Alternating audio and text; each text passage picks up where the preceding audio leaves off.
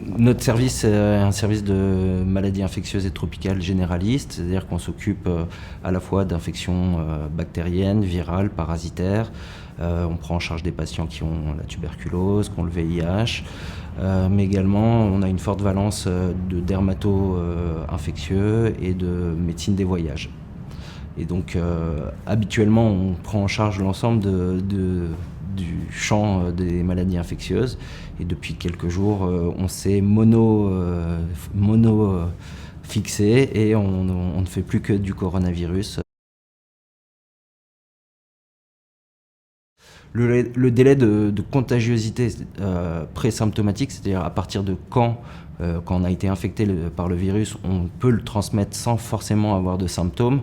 Ça, c'est des données qui, pour le moment, sont estimées, parce que bien évidemment, on ne s'est pas amusé à inoculer le virus à des volontaires sains et voir à partir de quand ils excrètent le virus. Ce qu'on estime, c'est que dans les 24-48 heures qui précèdent les symptômes, on pourrait transmettre le virus. Mais c'est des données qui sont des estimations et on n'a pas de données clairement tranchées là-dessus.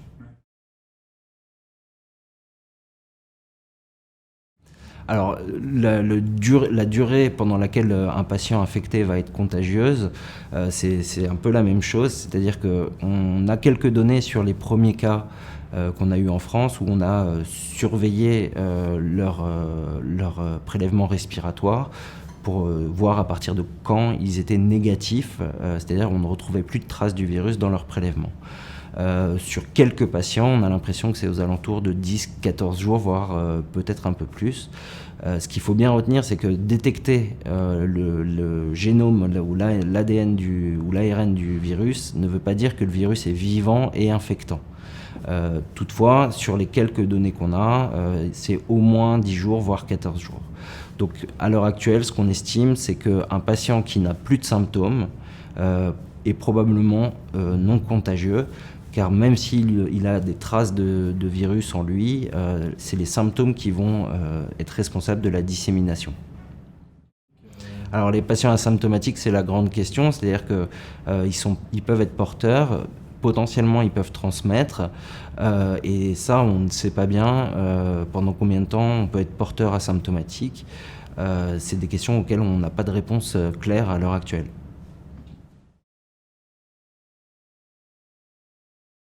Alors, ce qu'on sait, c'est qu'effectivement, il y a un lien entre intensité des symptômes et risque de contagiosité. Si j'ai juste le nez qui coule, je serai moins contagieux que si j'ai le nez qui coule, que je tousse, que je crache. Donc, il y a un lien entre l'intensité des symptômes et le risque de transmission.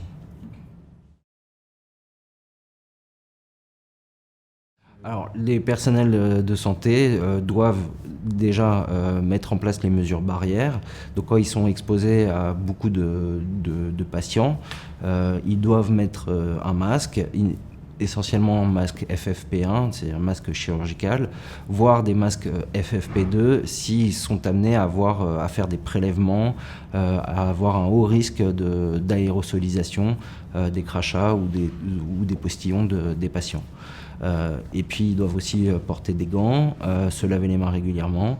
Et effectivement, un personnel de santé qui a vu des malades, qu'ils soient confirmés ou simplement suspects, s'il présente des symptômes, il doit s'orienter soit vers son hôpital si c'est un personnel hospitalier, soit vers des centres de dépistage pour les professionnels de santé.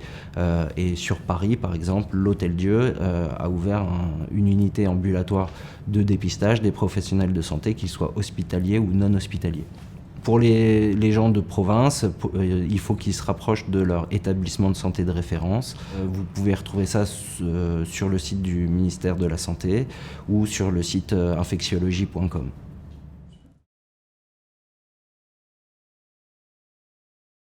Ce qu'il faut bien retenir, c'est qu'un patient qui va avoir des symptômes compatibles, s'il n'a pas de signe clinique nécessitant une hospitalisation, il sera pris en charge en ambulatoire. Dans ce cas-là, il n'y a aucun intérêt à faire un bilan sanguin, sauf s'il a des comorbidités et une nécessité d'un suivi biologique régulier.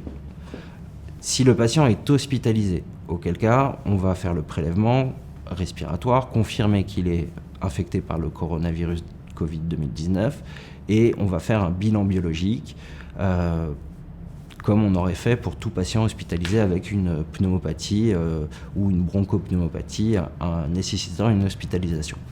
Ce qu'on sait à l'heure actuelle, c'est que les patients qui ont le Covid 2019 ont plus souvent des lymphopénies, c'est-à-dire une diminution du nombre de lymphocytes.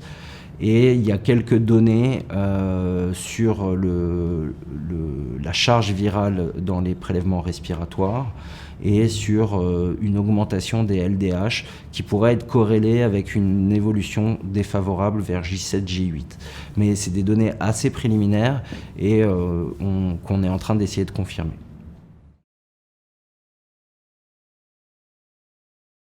Le virus, ce qu'on sait, c'est qu'on le retrouve dans les prélèvements respiratoires. On sait également que dans les selles, il y a beaucoup de virus.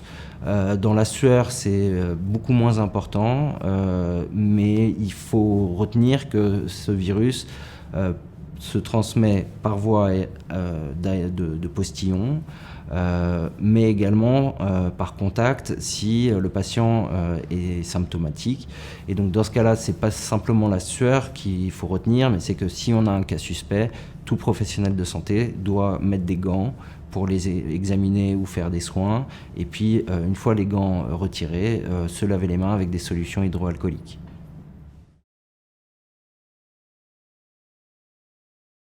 Alors les anomalies les plus fréquentes quand on est infecté par le Covid-19, c'est la lymphopénie. On peut avoir une augmentation des LDH modérée. Il y a aussi des cas de thrombopénie modérée. Donc c'est les principales anomalies. Les surinfections bactériennes, pour le moment, on a l'impression qu'on en a un peu moins que, par exemple, en comparaison avec la grippe. Mais tout ça, c'est à confirmer et on est vraiment au début de la connaissance de cette maladie. À la Pitié-Salpêtrière, nous débutons un traitement antibiotique pour au moins les 24 premières heures et avec le résultat des prélèvements et l'évolution du patient, nous faisons une désescalade de l'antibiothérapie, c'est-à-dire qu'en fonction du tableau, on va débuter avec une molécule de première ligne. Si le tableau est plus grave, on va faire une bithérapie un peu plus forte et en fonction de l'évolution du patient, si on était en bithérapie, on va passer en monothérapie. Si on était en monothérapie, on va arrêter s'il n'y a pas besoin.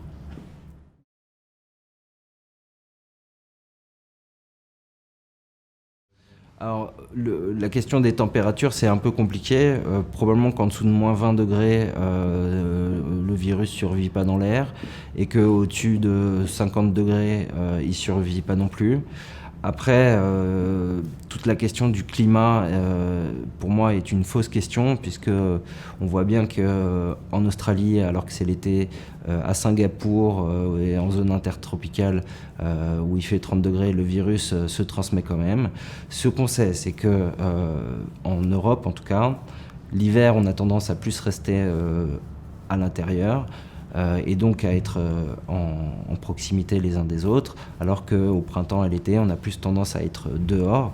Et donc c'est essentiellement ça qui fait varier les pics d'épidémie de viroses respiratoires.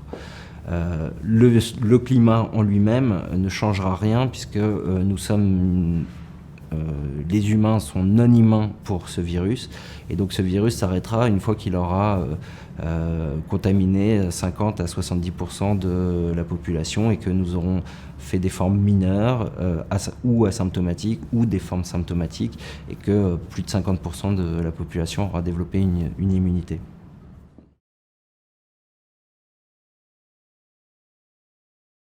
Alors de toute façon, quel que soit le masque qu'on va utiliser, ce qu'il faut retenir, c'est que si on touche avec ses doigts le masque en l'enlevant ou en l'enlevant après avoir examiné quelqu'un, on a potentiellement sur les mains du virus. Et donc il faut se laver les mains aux solutions hydroalcooliques et après avoir manipulé son masque.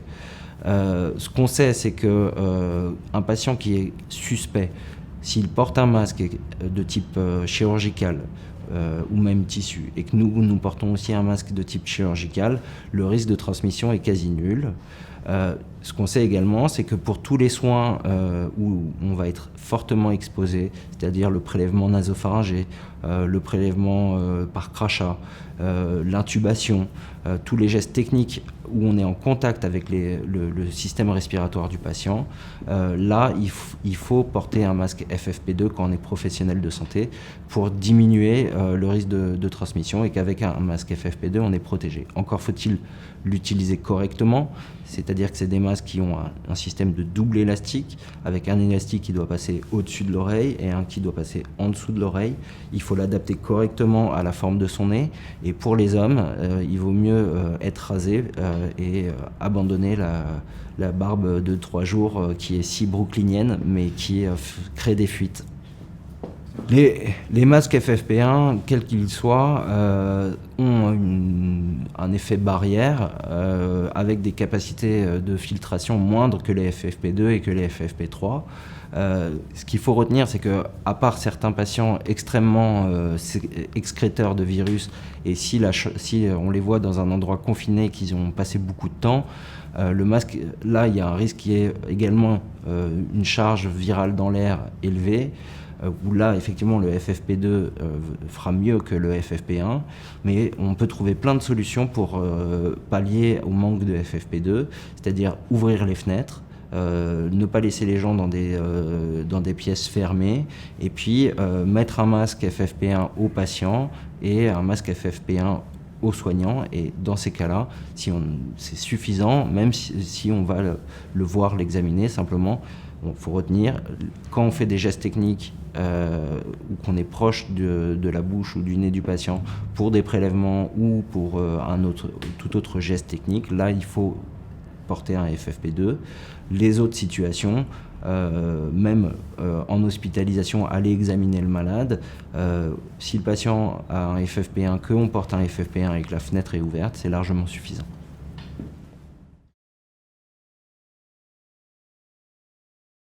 Alors, ce qu'on sait, c'est que le masque FFP2 a une durée de vie d'à peu près 4 heures. Et les masques FFP1, tout dépend dans quel contexte on les porte. Si on les porte, par exemple, en prévention au sein du service, mais qu'on n'est pas au contact d'un malade, on peut le garder toute la journée. Si on porte un masque FFP1 et qu'on fait porter un masque FFP1 au patient, entre chaque chambre, il faut changer de masque. Ce qu'on sait aussi, c'est que le virus, en moyenne, reste 10 minutes sur des surfaces inertes. Ça peut aller jusqu'à quelques heures, au maximum 4 heures, mais c'est vraiment un extrême, 4 heures, et à condition qu'il y ait vraiment du postillon ou des sécrétions qui vont protéger le virus du milieu extérieur.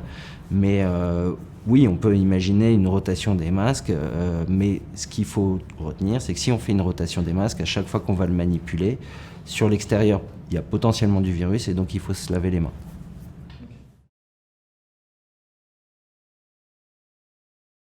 Tout dépend de la situation et du geste qu'on va faire. Il vaut mieux un masque FFP2 non périmé si on fait des gestes techniques compliqués. Et par contre, il vaut mieux un masque non périmé qu'un masque périmé. Et encore une fois, le problème n'est pas le masque FFP1 ou FFP2, le problème il est face à quelle situation je suis, quel est le risque d'exposition, et de bien utiliser le matériel. Un masque FFP2 mal mis est plus dangereux pour vous qu'un masque FFP1 correctement mis. Changer de système de protection entre chaque malade n'a pas forcément d'intérêt. Simplement, il faut bien penser que quand on l'utilise, c'est pour un effet barrière, et que donc si on met ses mains dessus, on peut se contaminer les mains, et donc il faut se laver les mains à chaque fois qu'on a touché son masque.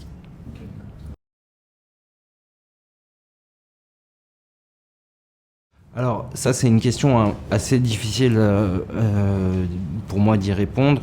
Ce qu'on sait, c'est que quand on a un patient confirmé positif, il faudrait faire un bio-nettoyage des zones que le patient a touchées et un bio-nettoyage en 2 temps avec de l'eau de Javel.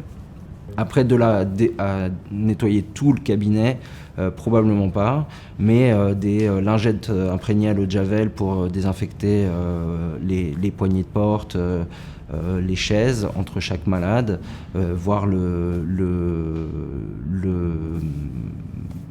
la table d'examen, ça a du sens.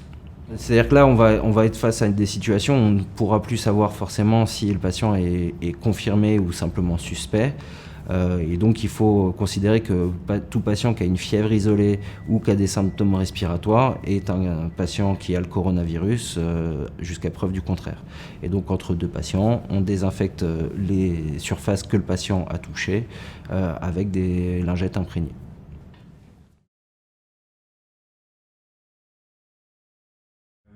Les gestes essentiels, c'est les gestes barrières, c'est-à-dire mettre des gants quand on va être en contact avec l'environnement du patient et les jeter à l'intérieur du domicile.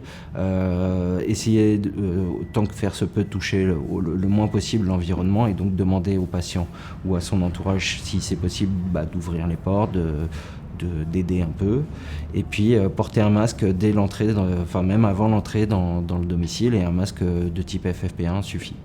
Et ensuite on le jette en sortant du domicile. Idéalement, si le patient a des symptômes, et ça c'est les règles qui valent pour tout le monde, toute personne symptomatique doit respecter les règles barrières, c'est-à-dire se laver les mains régulièrement, tousser ou éternuer dans son coude, porter un masque s'il a des symptômes respiratoires et se moucher avec des mouchoirs à usage unique et les déposer dans la poubelle, et puis se laver les mains.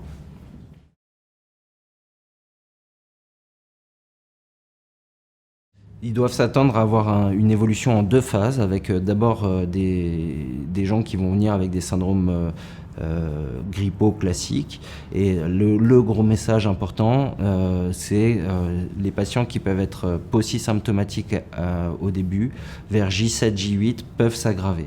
Et donc, un patient qui est venu vous voir quelques jours avant, s'il vous rappelle ou s'il vient vous revoir en vous disant qu'il a du mal à respirer ou qu'il se sent vraiment fatigué, là il faut vraiment prendre les choses au sérieux et vérifier et examiner le malade parce qu'il y a des tableaux de dégradation respiratoire très brutaux en une 12aine d'heures où les patients peuvent passer de eupnéique à vraiment un tableau respiratoire grave. Et donc, ce qui est très important, c'est savoir à partir de quand les symptômes ont commencé, et à J7, J8, vraiment ne pas hésiter à transférer les malades le plus rapidement possible. La deuxième chose qui est très importante, c'est pas d'anti-inflammatoire. Ça, c'est une chose que les infectiologues connaissent depuis des années. Les infections bactériennes ou virales, on voit régulièrement des formes aggravées par la prise d'anti-inflammatoires non stéroïdiens. Et donc les symptômes se traitent avec du paracétamol et pas d'anti-inflammatoires non stéroïdiens. Le dernier message corollaire de ça, c'est que c'est la même chose pour les corticoïdes, mais par contre, les patients qui sont sous corticothérapie au long cours, il ne faut surtout pas les arrêter brutalement, car ils risquent, 1, de décompenser leur maladie sous-jacente pour laquelle ils ont leurs corticoïdes, et 2, de faire des insuffisances surrénaliennes. Et donc, si votre patient est déjà sous corticoïdes, vous le maintenez sous corticoïdes, mais pas de prescription de corticoïdes pour des syndromes grippaux et pas de prescription d'anti-inflammatoires non stéroïdiens pour les syndromes grippaux à l'heure actuelle.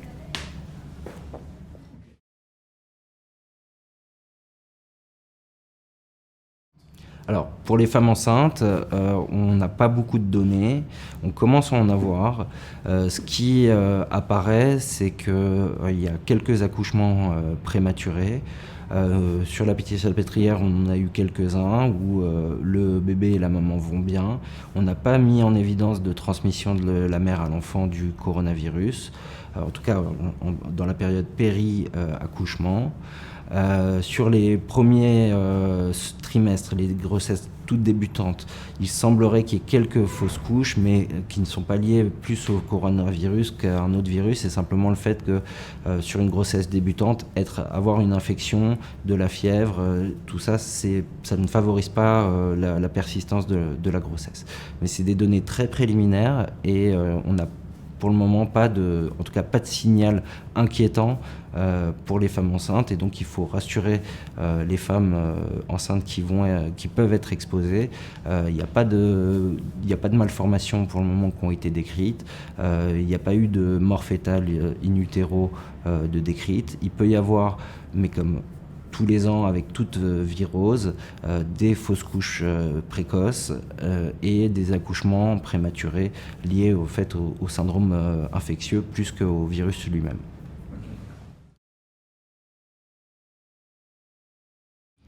Alors pour les patients vivant avec le VIH, ils sont exposés comme les autres. On n'a pas de signal pour le moment pour dire qu'ils font plus d'infections à coronavirus que les autres patients ou qu'ils font des formes plus graves que les autres patients.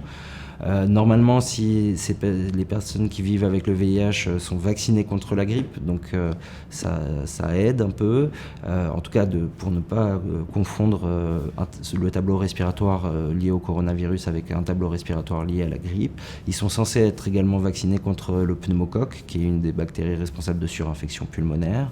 Donc voilà. Ce qu'il faut bien retenir, c'est que les patients vivant avec le VIH doivent continuer leur traitement, et s'ils sont sous traitement antirétroviraux et correctement contrôlés avec un système immunitaire avec des CD4 supérieurs à 500, ils ont un risque théorique qui est à peu près le même que la population générale. Il est très difficile de différencier la grippe du coronavirus 2019. Les symptômes sont un peu les mêmes. Globalement, la grippe a une durée de symptômes qui est plutôt aux alentours de 7 jours. Or, le coronavirus est plutôt aux alentours de 14 jours. Donc un syndrome respiratoire fébrile qui traîne au-delà de 7 jours, c'est plus probablement un coronavirus qu'une grippe, mais encore une fois, ce sont des données préliminaires du ressenti plus que vraiment des données scientifiques solides. Non, après, le reste, en termes de diagnostic clinique, il n'y a pas de grosses différences. Peut-être une petite tendance à avoir un peu plus de symptômes digestifs pour le coronavirus que pour la grippe. Et après, c'est des atteintes respiratoires à peu près du même type. Ah oui, on peut avoir la syphilis et un bureau de tabac. Et donc on peut avoir fait la grippe et faire le coronavirus, ou faire le coronavirus et faire la grippe. C'est pour ça que c'est absolument essentiel que toutes les personnes qui ont une indication à être vaccinées contre la grippe soient vaccinées contre la grippe.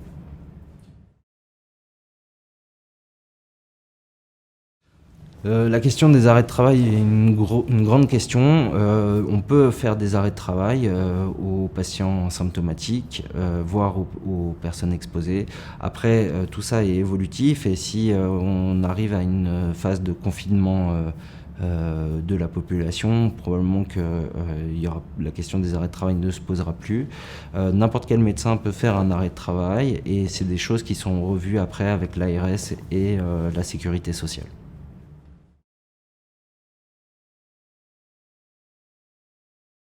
C'est la même chose que d'habitude, c'est-à-dire que si on a été avec ses habits civils au domicile de patient, on met ses habits à laver. Encore une fois, sur les surfaces inertes, le virus va persister entre 4 minutes et au maximum 4 heures.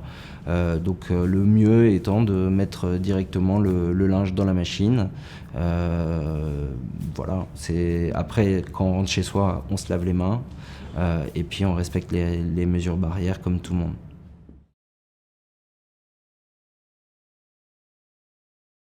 Alors les cas suspects, la PHP a développé une application pour suivre les patients positifs. Mais comme on n'a plus en capacité de tester tout le monde, les patients qui sont contacts de cas avérés et qui développent des symptômes, nous les considérons comme des Covid-like, c'est-à-dire des équivalents de Covid. Et ils ont un suivi quotidien, voire bicotidien, avec température, fréquence cardiaque, sensation de dyspnée. C'est les 3 items essentiels.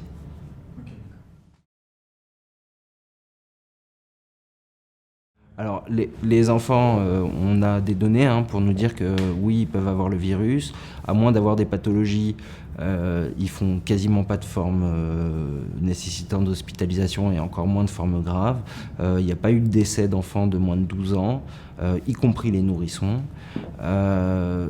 Après, oui, les enfants peuvent être vecteurs de transmission parce que la distanciation sociale est plus difficile à maintenir, que les règles de base les règles barrières de se tousser dans son cou, de se moucher avec un mouchoir à usage unique sont plus difficiles à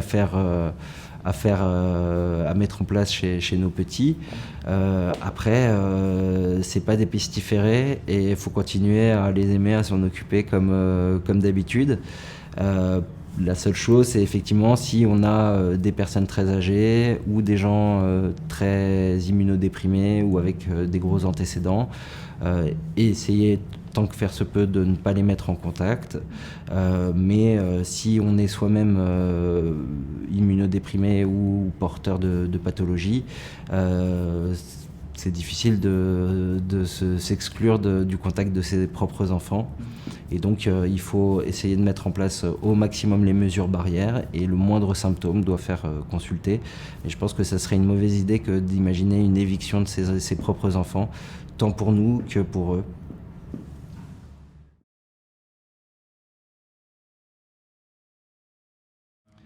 Oui, les enfants peuvent être symptomatiques, mais comme tous les hivers, c'est ce que les parents ont l'habitude d'appeler la créchite ou la maternalite. C'est-à-dire que on sait que l'hiver, ils toussent, ils ont le nez qui coule, un peu en permanence. Voilà, c'est pas plus que d'habitude.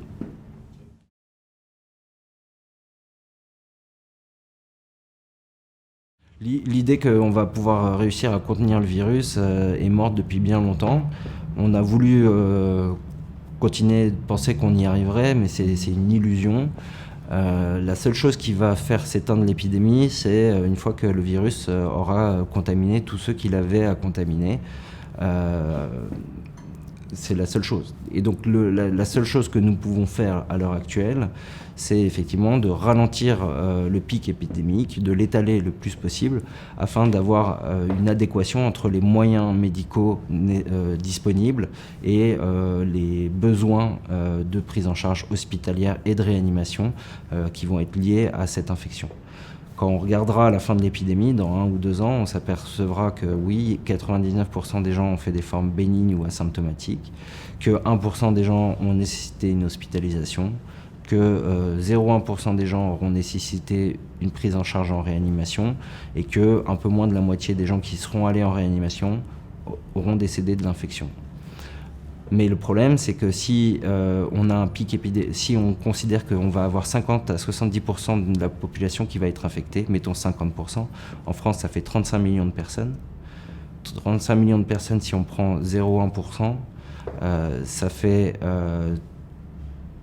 35 000 ou 350 000 personnes qui auront des besoins de réanimation. Et ça, c'est ça qui va changer la mortalité. C'est plus on va étaler, plus on va pouvoir faire bénéficier aux gens qui en ont besoin de la médecine moderne et des soins optimaux. Et si on a un pic trop brutal, trop important, effectivement, on peut se retrouver en situation de saturation du système de santé et où on ne pourra pas prendre en charge tout le monde en même temps.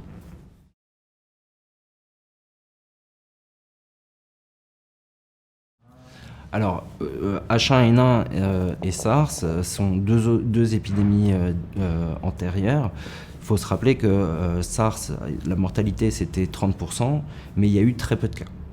Il y a eu très peu de cas, ça a été essentiellement en Chine, quelques cas secondaires exportés, mais il n'y a pas eu de foyer épidémique ailleurs et il n'y a pas eu de pandémie. H1N1, il y a eu beaucoup de H1N1. Il y avait eu un signal initial sur des patients jeunes, et c'est ce qui avait déclenché toute l'inquiétude. Mais finalement, l'épidémie a été d'intensité beaucoup plus faible que ce qu'on pensait, et le signal d'inquiétude sur les personnes sans antécédents, sans comorbidité, a finalement été beaucoup plus faible que ce qu'on pensait. Ça n'empêche qu'il y a quand même des gens qui sont morts de H1N1, y compris quelques jeunes, mais comme toutes les années avec les épidémies grippales.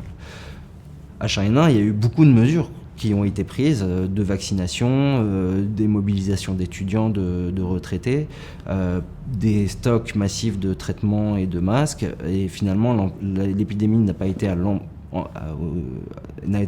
de l'ampleur attendue, et les décideurs politiques se sont pris un retour de bâton suite à ça. C'était presque, ils en ont trop fait.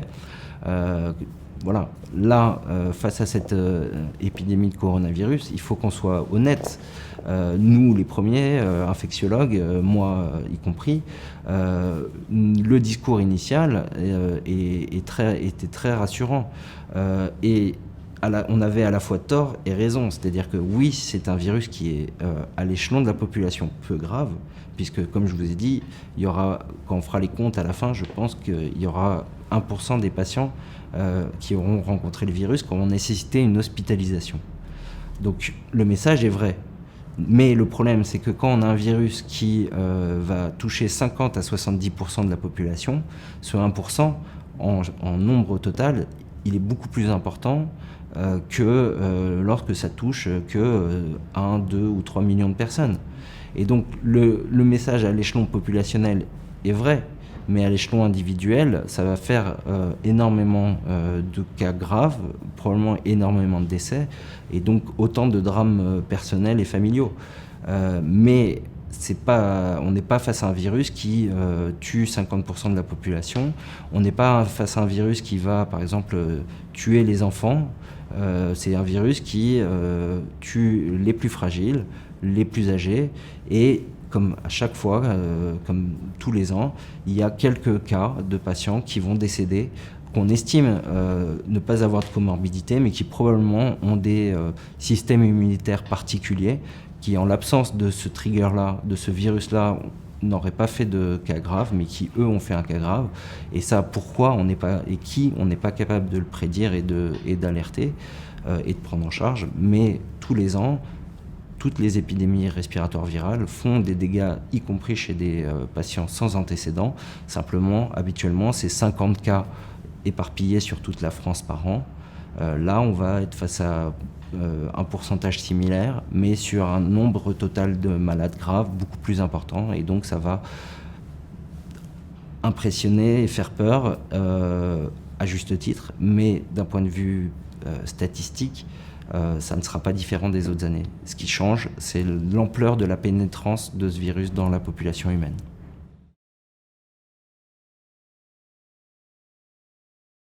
Alors, ce qu'on sait aussi, c'est que la mortalité, très clairement, augmente avec l'âge, et que quand on dépasse 50 ans, on commence à avoir des taux de mortalité qui sont aux alentours de 10-15%, enfin de 10-15% pour les patients qui ont des formes graves, et puis ça monte progressivement.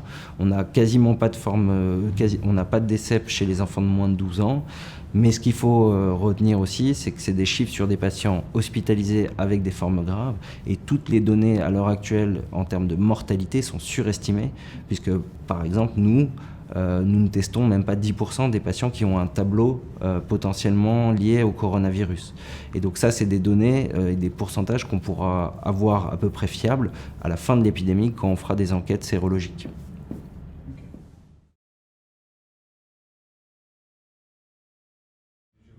Alors, effectivement, c'est un peu ce qu'on a fait au début en fonction des pays, c'est-à-dire qu'en fonction des pays, en fonction de la situation, s'il y avait déjà des cas ou pas, importés ou pas, des diffusions autochtones, des cas autochtones, il y a eu différents niveaux activés d'épidémie.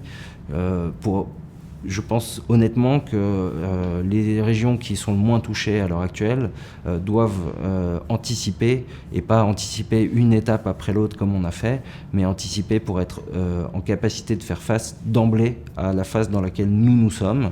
C'est-à-dire que quadrupler le nombre de lits de maladies infectieuses ou équivalents pour prendre en charge ces malades, tripler, quadrupler, voire décupler le nombre de lits de réanimation pour prendre des malades graves.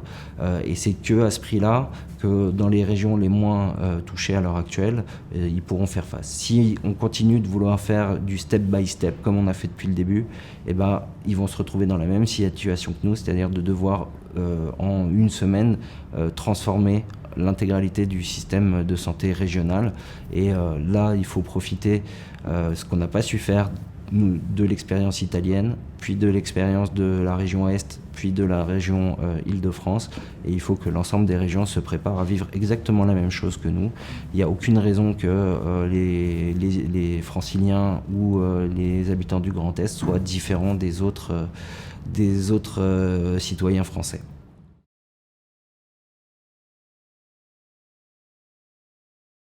Bah, effectivement, il est fort possible que dans les jours qui viennent, ce soit un confinement total qui soit décrété. L'objectif étant bien sûr de casser la transmission, de ralentir au maximum le pic épidémique et de l'étaler le plus possible afin de permettre aux services de santé de pouvoir fonctionner et prendre en charge de façon optimale le maximum de malades. Et donc l'impact que ça risque d'avoir, c'est que l'épidémie va durer plus longtemps, que ça va nécessiter une mobilisation des systèmes de santé pendant plus longtemps, mais le bénéfice attendu est de permettre de ne pas être en sursaturation et de permettre de donner leur chance à un maximum de malades. Et il faut bien être conscient que là, on part pour 2-3 mois de situation de crise. Et vraiment, il faut que les personnels de santé se protègent. Et il faut saluer la solidarité de l'ensemble des professions de santé. Et il faudra que nos politiques prennent mesure de l'investissement de l'ensemble des professionnels de santé et à un moment donné rendent à l'hôpital public et aux hommes et femmes qui y travaillent en termes d'espèces sonnantes et trébuchantes, et qui réinvestissent enfin dans le système public, parce que c'est bien beau de nous remercier, de nous dire qu'on est des hauts rangs blouse blanche, mais il y a un moment donné où si on nous avait donné les moyens de vraiment pouvoir prendre en charge nos malades, si on n'avait pas fermé autant de lits, peut-être qu'on ne serait pas dans la situation où on est actuellement.